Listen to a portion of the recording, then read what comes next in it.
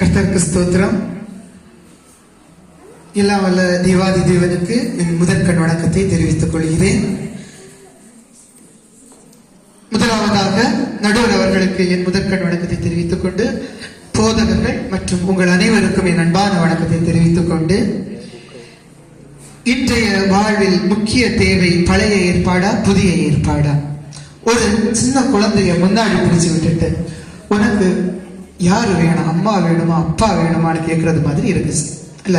சரி, எல்லாருக்கும் இருக்கதான் செய்யுது. சரி, இப்போ பழைய ஏற்பாடு இல்லைன்னா புதிய ஏற்பாடே இல்லை இல்ல? பிதா இயேசு கிறிஸ்துவ அனுப்பலைன்னா புதிய ஏற்பாடே இல்லை. ஆதியாகமம் 3ஆம் அதிகாரம் 15ஆம் வசனத்திலேயே ஸ்திரீயின் வித்து என்று இயேசு கிறிஸ்துவின் பிறப்பு முன்னறிவிக்கப்பட்டுள்ளது. நிறைய பேர் சொல்லுவாங்க புதிய ஏற்பாட்டுல தான் ஞானஸ்தானத்தை பத்திய கருத்து எல்லாம் இருக்கு அப்படின்னு. இல்ல, எபிரேயர் 3ஆம் அதிகாரம் 2ஆம் வசனத்துல சொல்லுது, மோசே தேவனுடைய வீட்டில் உண்மை உள்ளவனா இருந்தான் என்று. இதுல எங்க மோசே வாராங்கன்னு பார்க்கலாம். அப்படித்தானே? அதாவது ஞானஸ்தானம் அப்படின்னா தண்ணீர் என்று மூழ்கி எழும்புறது. புதிய ஏற்பாட்டில் தண்ணீர் உயரே எழுப்பிய நிகழ்வும் ஞானஸ்தானம் தான். இது 1 கொரிந்தியர் 10ஆம் அதிகாரம் 2ஆம் வசனத்தில் எல்லாரும் மோசேக்குள்ளாக மேகத்தினாலும் சமுத்திரத்தினாலும் ஞானஸ்தானம் பண்ணப்பட்டார்கள், எல்லாரும் ஒரே ஞான போஜனத்தை புசித்தார்கள், எல்லாரும் ஒரே ஞான பானத்தை குடித்தார்கள். ஜலம் பிரிந்து பிளந்து நின்ற நிகழ்வே புதிய ஏற்பாட்டின் ஞானஸ்தானத்திற்கு அடித்தளமாக இருக்கிறது. அடுத்ததாக அபிஷேகம். நம்ம மியூசிக் போட்டா போதும் இல்ல, அது அபிஷேகமோ அந்நிய பாசையோ அநியாய பாசையோ எல்லாமே பேசிடுவோம். ஆனால் பழைய ஏற்பாட்டில் தாவீது தன் ஆடை இழந்த பொழுதும் தேவனுக்காக உண்மையாக நடனமாடி ஆராதித்தார். அடுத்ததாக கற்பனைகளும் கட்டளைகளும். புதிய ஏற்பாட்டில் கொடுக்கப்பட்ட கற்பனைகளும் கட்டளைகளும் தான் பழைய ஏற்பாட்டில் கொடுக்கப்பட்ட கற்பனைகளும் கட்டளைகளும் தான் புதிய ஏற்பாட்டில் வருகின்றது. நாம் யோசிக்கலாம். சிறப்பு விருந்தினராக பேசினர் கூட அருமையாக சொன்னார். அப்படிதானே?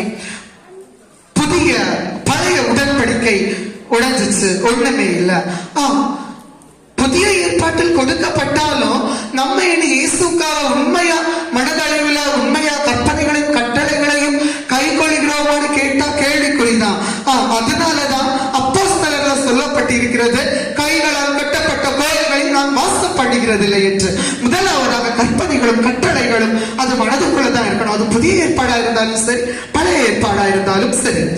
அடுத்ததாக புதிய ஏற்பாட்டிலும் பழைய ஏற்பாட்டிலும் வாயை விரிவாக திறந்தால்தான் அங்க நிரப்பப்படும். சங்கீதம் 81:10ஆம் வசனம் சொல்லுகிறது, உன் வாயை விரிவாய் திற, நான் அதை நிரப்புவேன் என்று. புதிய ஏற்பாட்டில் கேட்கிற எவனும் பெற்றுக் கொள்ளுவான்.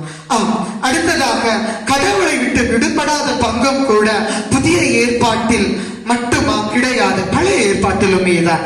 அந்நாள் தேவனுக்காக உண்மையாக இருந்ததால் தான் அவள் சாட்சி பெற்றாள். அடுத்ததாக தண்டனைகளை எடுத்துக்கொண்டோமே என்றால் ஆதி மனிதனை பாவம் செய்தான் தான். எல்லாருமே நீங்க எடுப்பீங்க, புதிய ஏற்பாட்டை தாக்கி பேசினவங்க எல்லாம் தொடக்க மனிதனை பாவம் என்று. ஆனால் புதிய ஏற்பாடுகளும் கடுமையாக சொல்லப்பட்டிருக்கிறது, பாவம் செய்யும் ஆத்மா சாகும் என்று. அது சாகும் என்பது உலக பிரகாரமாக அல்ல, பரலோகத்திற்கு போக விடாமல் நித்தியமான வாழ்வை குறிக்கிறது. அதன் பின்பதாக அடையாளங்களும் அற்புதங்களும். புதிய ஏற்பாட்டில் இயேசு செய்த அற்புத அடையாளங்களை விட பழைய ஏற்பாட்டில் ஒரு படி ஸ்ட்ராங்காக இருக்கிறது என்றுதான் கூற வேண்டும். எடுத்துக்காட்டாக விதவையின் வீட்டில் மாவும் எண்ணெயும் ஒருபோதும் குறையவே இல்லை. அப்படித்தானே? சரி, அடுத்ததாக நம்ம இன்னும் நம்ம புதிய ஏற்பாட்டை எடுத்தோம் அப்படின்னா இப்போ துவக்கம் இல்லைன்னா முடிவே இல்லை. அப்படித்தானே? ஆதியிலே வார்த்தை இருந்தது, வார்த்தை இல்லை அப்படின்னா புதிய ஏற்பாடே இல்லை. இன்னுமா பிதாதான் தம்முடைய ஒரே பேரான குமாரன் என்ன செய்தாரு, இந்த பூமியில அனுப்பினார். அப்படித்தானே? ஆகவே புதிய ஏற்பாட்டு காரியங்களுக்கு நான் ஒண்ணு சொல்ல விரும்புறேன். பிதா இல்லைன்னா இயேசு கிறிஸ்துவே இல்லை, பிதா இல்லைன்னா புதிய ஏற்பாடே இல்லை. உடனே நீங்க சொல்லலாம், அப்படிதானே? பிதா, குமாரன், இயேசு கிறிஸ்து எல்லாமே ஒன்னாதான் இருக்காங்க. அதே போலதான் புதிய ஏற்பாடு தான் இன்றைய வாழ்க்கைக்கு முக்கியம் என வாதிடுவோர்களுக்கு நான் சொல்றேன். தான் பிடிச்ச முயலுக்கு 4 கால் இருந்தாலும் 3 கால், அது 3 கால் தான் இறுதி வரை